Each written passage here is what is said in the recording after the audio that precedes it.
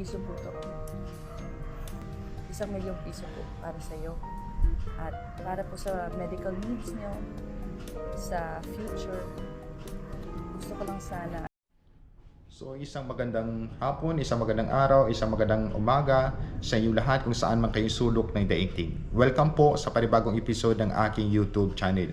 So kung kayo po ay bago sa aking channel, huwag po kalimutan palagi na mag-subscribe, like, comment, share, i-click ang notification bell para magiging updated kayo sa mga video na aking i-upload.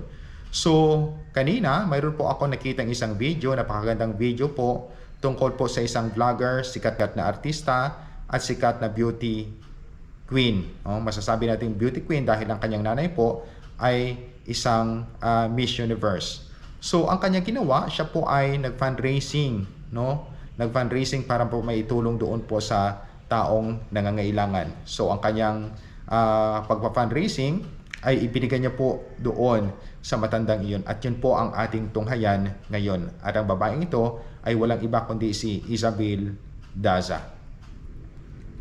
Aling LV, ako po si Isabel Daza po. Ay, yung idol ko. Hello po. Hello po. Kamusta na po? Okay naman po. Tatabihan po kita. Meron po akong maliit na regalo po sa iyo.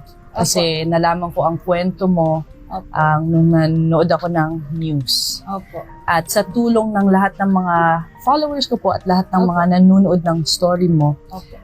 meron silang na-donate Opo. po para sa iyo. Etong donation po namin is regalo dahil sa lahat ng pinagdaanan mo po.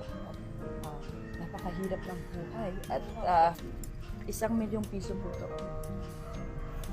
1,000,000 piso po para sa iyo.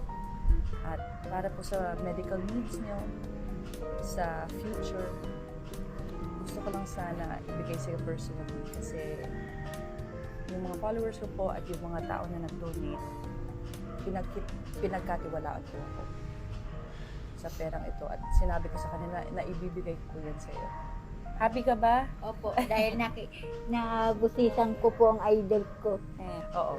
Sasabihin ko sa lahat ng mga nag-donate po na maraming salamat sa kanila dahil kung hindi dahil sa kanila, alam mo po, may nag-donate po ng 30 pesos, 25 pesos, yun lang ang kaya nyo nang ibigay pero binigay nila